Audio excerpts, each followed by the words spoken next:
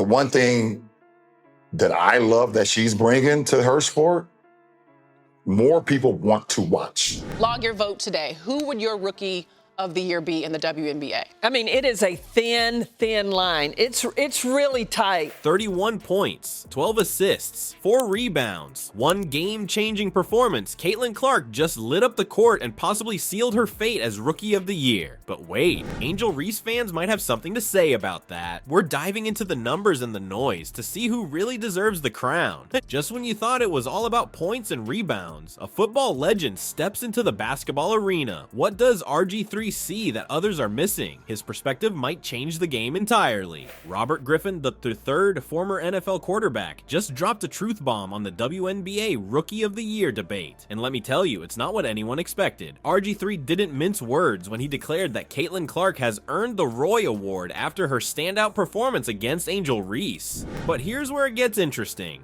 Griffin didn't just pick a side, he exposed the heart of the controversy. He pointed out that Clark and Reese played different positions, saying, "The debate boiled down to whether you value rebounds and double-doubles or points and assists more because Caitlin Clark and Angel Reese play different positions." This isn't just about stats anymore. RG3's take shines a light on a deeper issue that's been simmering beneath the surface. He called out the elephant in the room, suggesting that too many people are making their stance based on race rather than results. It's a bold claim that's got everyone talking. Think about it. How often do we see debates in sports that go beyond the numbers? RG3's words are forcing us to look at this Roy race through a whole new lens. He's challenging us to focus on performance, not politics. But let's not forget about the basketball. While this controversy swirls, Caitlin Clark's been busy leading her team to success. The Indiana Fever just locked in the 7th spot in the WNBA playoff bracket, improving to a 16-16 record. That's not just good for a rookie, that's good for any player in the league. RG3 didn't hold back in acknowledging Clark's impact. He made it clear that while Angel Reese is a special player, Clark's contributions to her team's success can't be ignored. It's not just about individual stats, it's about elevating your squad. So what does this mean for the ROI race? RG3's opinion carries weight and it's shifting the conversation. We're no longer just comparing numbers, we're talking about impact, leadership, and the intangibles that make a true rookie sensation. Hold up, because this Roy debate just went nuclear. LeBron James decided to weigh in, and his take is turning heads faster than a Caitlin Clark three-pointer. What's got the King so fired up about this rookie sensation? The one thing that I love that she's bringing to her sport, more people want to watch. Kind of keep your mouth shut, and just learn from the vets. More people want to tune in. I saw for the first time that they had a chartered plane. You might think LeBron's too busy chasing rings to notice what's happening in the WNBA, but you'd be dead wrong. The NBA superstar just dropped a bombshell that's shaking up the Rookie of the Year conversation. After Clark's jaw-dropping performance against the Chicago Sky, LeBron couldn't keep quiet. But I'm rooting for Caitlin because I've been in that seat before. I've walked that road before. Caitlin Clark is the reason why a lot of great things is going to happen for the WNBA.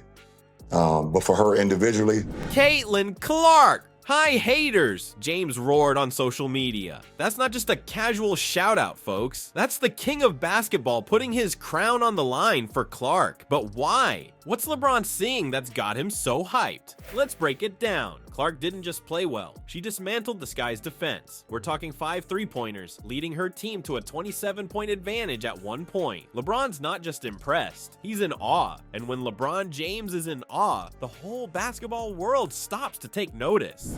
I hope she kills. I hope Aaliyah Boston does amazing. I hope they do great. I don't think she should get involved on nothing that's being said. Just go have fun, enjoy.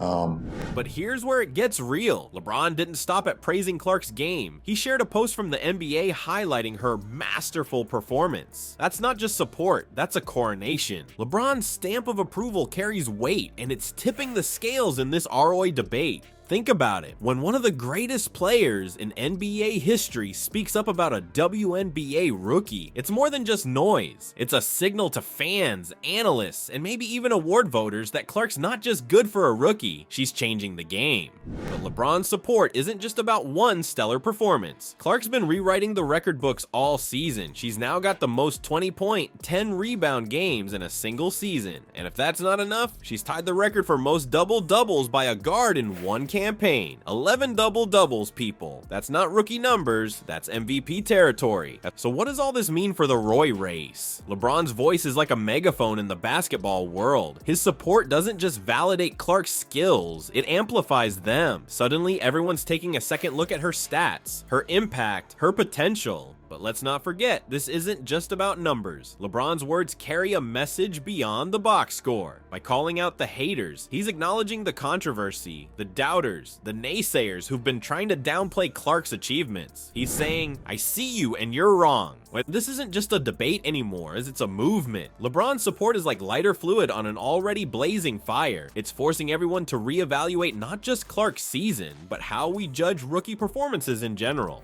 Are we looking at the right stats? Are we weighing team impact enough? Are we letting other factors cloud our judgment? LeBron's intervention is making us ask these tough questions. And here's the kicker. LeBron's not known for weighing in on WNBA debates lightly. His words carry the weight of his legacy, his influence, his understanding of what it takes to be great. When he speaks, it's not just an opinion, it's a declaration. Think you know who deserves Rookie of the Year? Hold that thought. There's a curveball coming that's about to turn this whole debate on its head. What are we all missing in this Clark versus Reese face-off?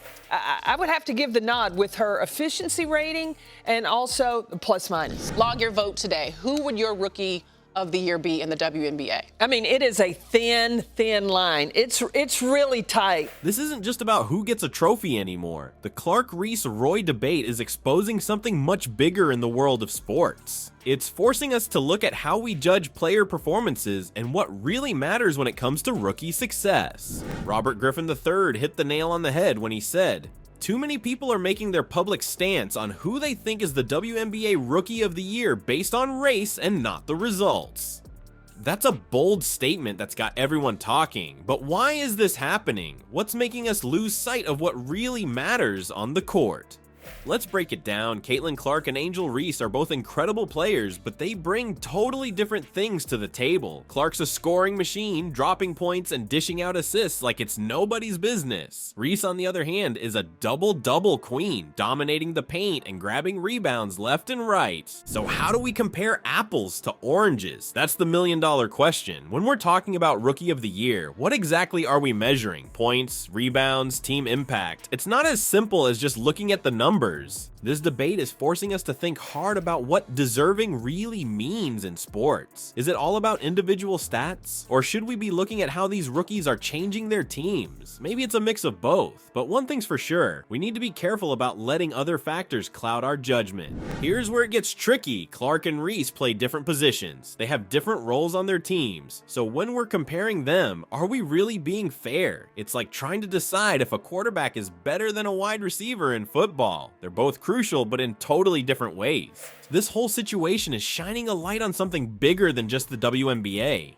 It's making us ask tough questions about how we judge athletes across all sports. Are we always looking at the right things? Or are we letting biases, conscious or not, affect our opinions? You might be wondering why this matters so much. Well, it's not just about who gets a trophy at the end of the season. This debate is pushing us to be better fans, better analysts, and maybe even better people. It's challenging us to look beyond the surface and really think about what makes an athlete great. So next time you're watching a game or debating with your friends about who's the best, take a step back. Ask yourself, am I really looking at the whole picture? Am I judging based on performance? Or am I letting other things influence my opinion? It's not easy, but it's important. This Clark-Reese debate is more than just basketball talk. It's a chance for all of us to grow and learn. It's showing us that sometimes the most valuable conversations in sports happen off the court.